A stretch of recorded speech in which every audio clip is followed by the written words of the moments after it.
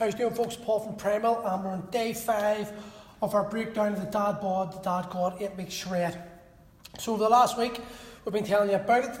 We've been telling you about different phases, breaking down each phase and going in depth as to what it contains and how it can benefit you. But today I want to finish on the reasons why most people, and I say most people, I'd say 90% of people who start a fitness attempt or health and fitness strength journey usually end up falling away after about 6 to 8 weeks. Okay, let's go over it again before. Started at the 8-week shred, 5th of March. Foundation phase starts at 12th of February. Should be 8 spaces left, sorry. There's now only 8 spaces left. For the free foundation phase, which begins on the 12th of February. So you're going to get 11 weeks at the price of 8. It's £257, £57 secures your place. I've done the maths for you. 11 weeks works out at £4.60 a session. And this isn't just a circuit class, this isn't just some you come into a gym. This is a program designed specifically towards your needs, towards your goals, and every single person doing it, although we'll be doing the same program, will have numbers, weights, exercises tailored towards their abilities. So some might be doing deadlifts, some might be doing hip thrusts, some might be doing kettlebell swings or kettlebell deadlifts. Everything is tailored towards the individual's abilities, and we build you from that point, okay? So well, there's a lot of places that come in and they'll promise you a 6-pack in 12 weeks, whatever. We're not going to do that, because the reality is, for some people, that is not achievable. What is achievable is that in the 8 to 11 weeks, you will be better than you were when you started. You will have a baseline knowledge and strength knowledge, or strength base, that will allow you to continue on and progress. And that's actually what the talk is today. Because, hello Rick, how are you doing? We'll talk about you today. So one of the new clients in the Dad Bod Super Project is a way out. He's been in every day since he started, hasn't missed a session, been given it 100%, but this weekend he's away for a couple of days, and then he's away on Monday for a work conference. So what he's away, and he said to me, like, we were joking about it, that he's going to go out drinking and he's going to calm down. Is he? Fuck. He's going to go out and drink and get blocked, because that's the habit he's created, and that's what's going to happen. And this is the reason why so many guys and so many girls fail at their fitness attempts, because habits are hard to break, and that's the reality. If you have spent 20, 30 years creating habits, then to come in and expect you to change all those habits within a few weeks is mad. This is ludicrous. It takes a lot of effort, a lot of like conscious thought about it. And like I said to you all the time, your subconscious controls 88% of your thoughts and actions. So you've only got 12% control. It's only 12% that you're in control of what you actually do. So that's why we have habits. It makes life easier to manage, and our lives to run naturally. I use the example of driving a car. If you go to work every day, there'll be times you'll get into the house and you go, shit, I can't even remember the journey home. It's because you're in an autonomous state. Your body's just taking over, your mind takes over. It knows that route, and it just naturally does that without you even thinking about it. So habits become ingrained to make life easier, but the problem is, well, because we're intrinsically lazy nowadays in modern society, those habits aren't doing us any favours, but our subconscious doesn't understand that. Our subconscious just doesn't think rationally. It just likes the comfort zone. It likes to do what it does all the time.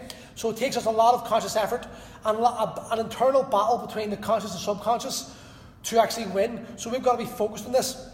So by allowing ourselves to go out of these, back to the habits we do, for example, Rick going out drinking on the weekend for 2 days, it's going to be harder for him to come back on Tuesday, if he comes in on Tuesday, because those habits will have kicked in. It's comfortable again. Now, don't get me wrong, I'm going to wind him up, because I can't wind him up. He's doing absolutely amazing.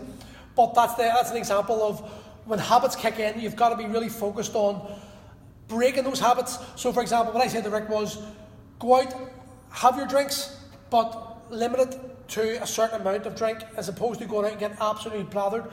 Just go out and have a drink, a glass of water, a couple of drinks, a glass of water, and break up the habit you usually do, and slowly and surely ingrain these new habits. If you jump in too deep, which is jump in too much too soon, that can be training and your diet and your activities and your habits. Well, what happens is your subconscious just gets overloaded. It doesn't like what it's doing, and it will do everything in its power to bring you back to what you've done. Okay, you've got to I describe it as a little puppy.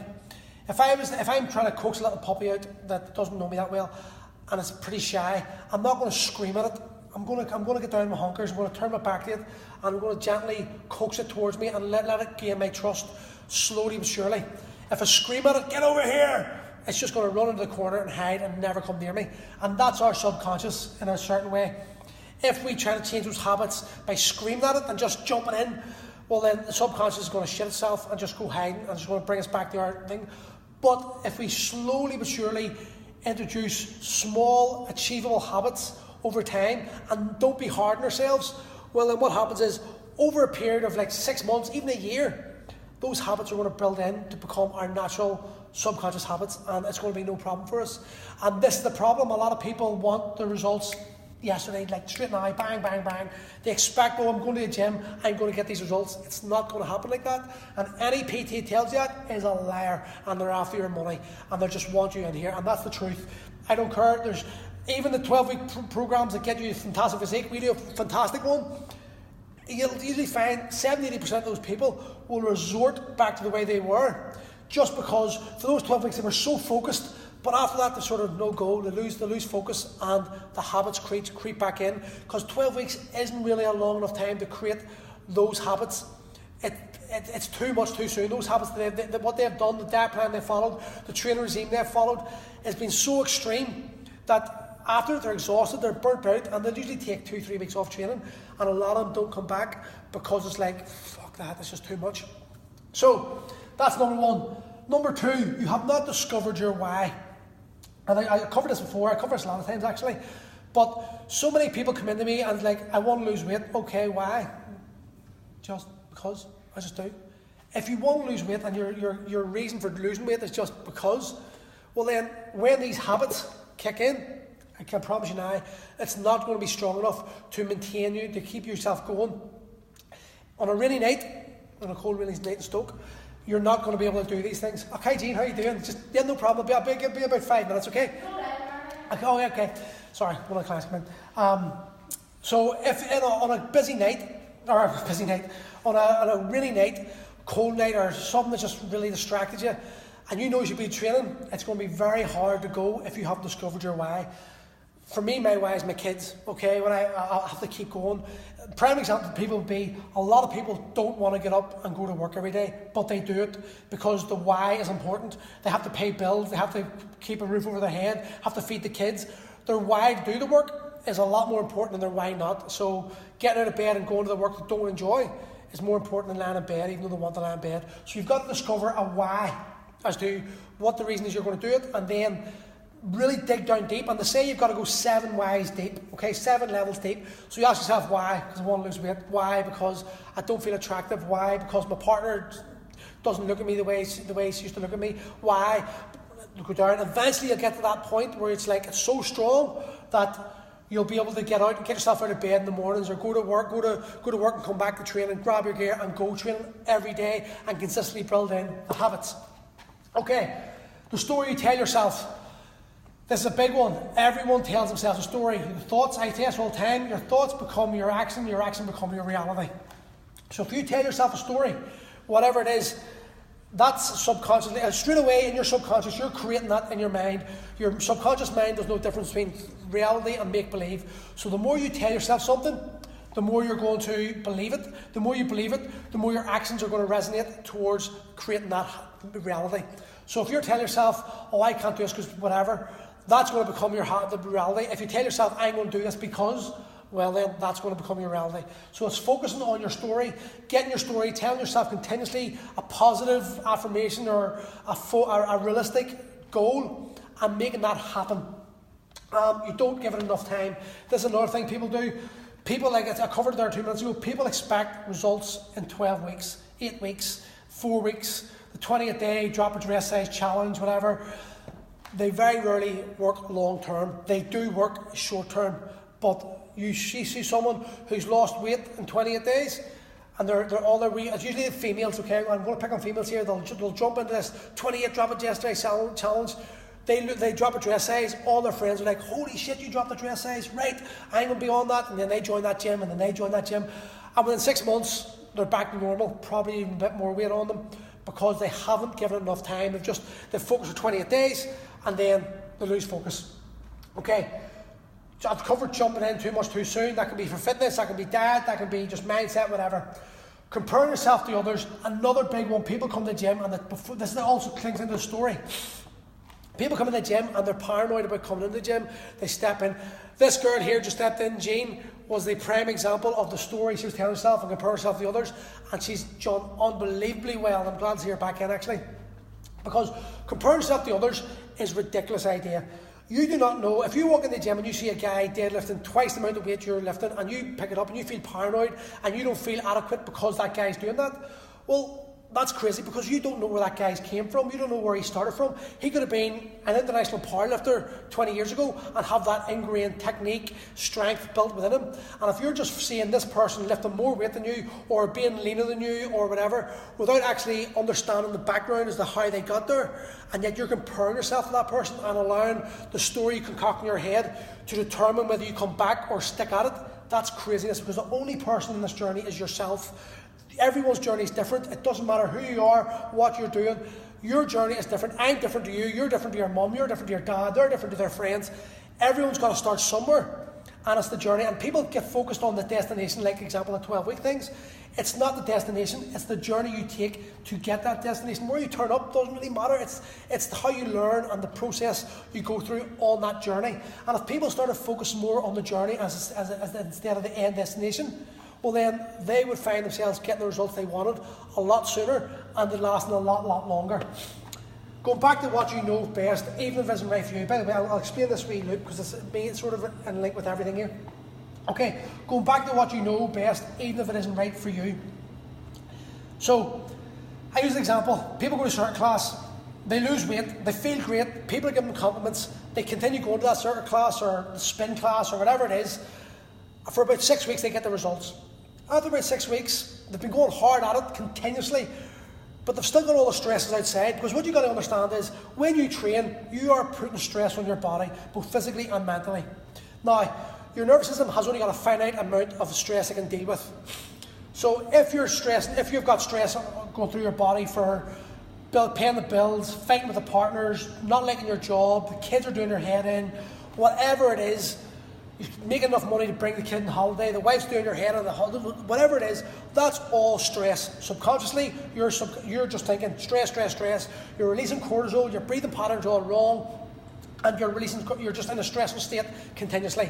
Now you jump into a training session, you feel motivated, and yes, you do release dopamine and endorphins in the brain and feel good about the training, and you start associating, I must do training.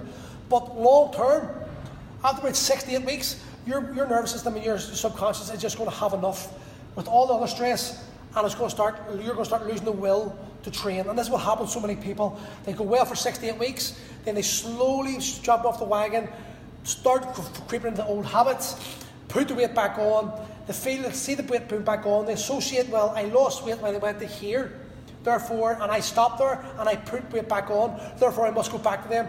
They don't actually think logically about this, because they don't really understand it. But if you're going back, it might not be best for you. Certain classes is good for certain people. Spin is good for certain people. Weightlifting is good for certain people. But it doesn't mean it's the be-all and end-all for everything. There's some sort of fitness. It could be walking. It could be coming to the group training session like we do. It could be going to a certain class. It could be doing a martial art like Brazilian Jiu-Jitsu or MMA or Muay Thai, boxing, wrestling. It could be anything like that. But you've got to find what is right for you, what you can stick at, and then do that, as opposed to jumping ship, going to different gyms because they're promising a 12-week program or a 4-week program or whatever it is. Now, what this wee loop is just kind of bringing together. This is your habit. This is your mindset. This is the continuous loop you're on all through all these. Okay, so you're thinking, and you're going through this loop over and over and over again. And eventually one day, you'll realise that the story you're telling yourself is bullshit, and that you can change your reality in time, and bang, you're in the next level. And then that level, you'll go round and round on that level continuously. The habits will be staying the same, the mindset will stay the same, everything will stay the same, and then bang, you'll jump into another level. And you'll soon realise, and this goal grows, and these loops grow bigger and bigger and bigger and bigger, and you become more and more accustomed to challenging yourself and realising, if you get to this point here, and let me use, for example, a deadlift. So, girls come in the gym and they're deadlifting 110 kilo. When they started here, they couldn't lift a 32 kilo kettlebell. Had I told them when they were in this mindset that they were going to be lifting 110 kilo up here. They would never believed it. They just went around this loop continuously until eventually they got to 40 kilo or 50 kilo or 60 kilo, and bang, they're into here. And now they're thinking, maybe one day I could lift this weight, but I doubt it very much. It's just too far, still too much too soon. And then they go round and round and round and round and round and round and round, slowly but surely, bang, on the next lift. And this could be anything. This could be getting a six-pack. This could be eating habits. This could be how you think about your life. Everything. You have to evolve, and you grow. And the only way you grow is by stepping out of the comfort zone and challenging yourself. I'm going to give you an example. We went down, anybody's watched it, we went and done a cold water immersion in, down in near Crawfordsburn in Lough Neagh. Now some of the members got in, jumped in, bang, no problem. Me, I hate cold water, despise it. And it took me a good 30 seconds longer than everyone else to get myself from here to here. And even when I got to here, I still couldn't get myself to here. Now, so I was here to start, and I'm about here. But I'm not quitting. And I'm getting some bother, some abuse from the members about this, because they were all slagging me. They're loving the fact that I couldn't do this. But I refuse to give up. This is my tenacity, my nature within me. I'm going back up this Sunday, and I'm going to do it. And then the following Sunday I'm going to do it, and I'm going to continue to do it every single Sunday until it becomes so normal for me that I refuse to quit. It's the same as the way when I founded a gym, and then I left that gym and found another gym, and then left and found this gym. I refuse to give up, and that is what it is. It's about growth, and you can never grow if you remain in the same place.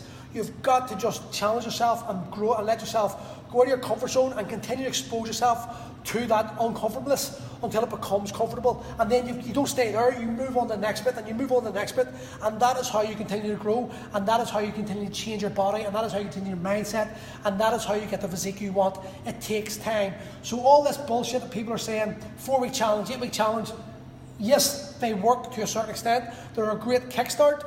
But if you think you're going to get 8 weeks after doing 20 years of training, that you're going to suddenly change all these habits in 8 weeks, you're insane. It's not going to happen. As Einstein says, the definition of insanity is repeating the same thing over and over again and expecting a different result. So if you're interested in actually making a change, get involved in the 8 week shred as a starting point. We will train the 11 weeks if you join the foundation course. We will show you how you can change your mindset, how you can change your body over a prolonged period. The 8 weeks or the 11 weeks is a starting point, okay? It's to get you to realise that you can achieve something, but it's going to take longer to do that. And anyone tells you any different, they're lying. So anyway, there's details. Hopefully see some of you soon. We've got 8 spaces left for the free foundation phase, and see you later.